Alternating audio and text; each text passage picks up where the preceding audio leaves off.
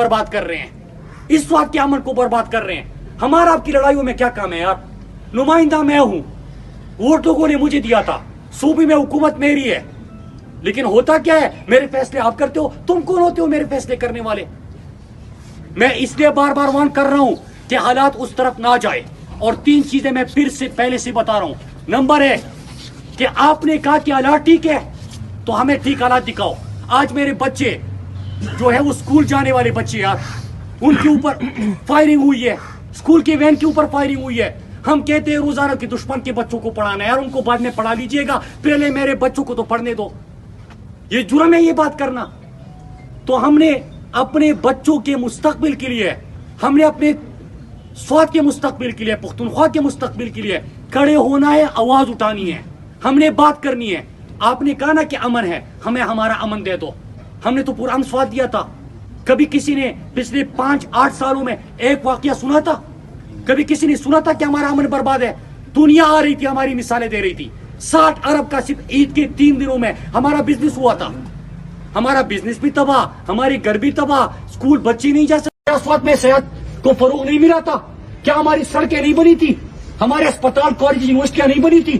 ہم نے تو امن دیا, خوشحالی دی, ترقی دی. ہمارے تو 10 سال بعد لوگوں کے چہروں پہ مسکراہٹ آئی, وہ خوشحال ہوئے, بچے اسکول جانے لگے, اپنے ضلع کے اندر ان کے لیے یونیورسٹیاں تعمیر ہو گئی. ہم تو یہ چاہتے تھے کہ امن, خوشحالی, ترقی ہے. میں پھر سے بتاتا چلوں کہ نہ سوات کے لوگوں کا نہ میرا, یہ سوات کے عوام کی بات کر رہا ہوں, میں کسی اور کی بات نہیں کر رہا. سوات, ملاکن اور پختونخوا کی عوام کا یا مراد سعید کا نہ اس سے تعلق ہے نہ اس سے تعلق ہے, نہ اس سے ماضی میں رشتہ تھا نہ اس سے رشتہ تھا. ہمارا تو ایک کام ہے, امن, خوشحالی, ترقی. ہم نے تو اپنے ہاتھوں سے بنایا ہے. مجھے لوگ کہتے ہیں, بلکہ مجھے جو پیغام موصول ہوا ہے میں آپ کے سامنے وہ بھی رکھتا ہوں. پیغام یہ ہے کہ مت بولو, بات مت کرو. مجھے پتا ہے کہ جب میں کوئی بات کرتا ہوں, میں سوال اس سے پوچھتا ہوں, اس کے حلیے میں بندہ میرے سامنے آ جاتا ہے. میں سوال اس سے پوچھتا ہوں, اس کے حلیے میں بندہ سامنے آ جاتا ہے. مجھے کہا جاتا ہے, بلکہ ہم نے گفتگو سنی ہے, اور یہ گفتگو میں کہا جا رہا تھا کہ یہ مطلب مراد سعید, اس کی آواز بند کرنی ہوگی. کیوں بند کرنی ہوگی؟ کیونکہ اس نے پختون قوم کو پورا جو گیم پلان تھا وہ سمجھا دیا, ایکسپوز کر دیا ہے, اور لوگ کھڑے ہو گئے ہیں. اب کسی میں خوف ہی نہیں ہے, نہ اس سے ڈرتے ہیں نہ اس سے ڈرتے ہیں. امن کی بات کر رہے ہیں, لہذا اس کو رستے سے ہٹا دیا جائے.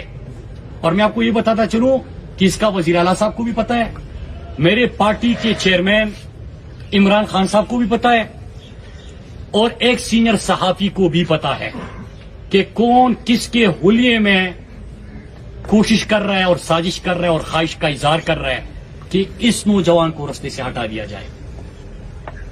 میرے پاکستانیوں, کیا امن کی بات کرنا جرم ہے؟ کیا خوشحالی اور ترقی کی بات کرنا جرم ہے؟ کیا کسی کا یہ کام ہے کہ فتوے لگائے؟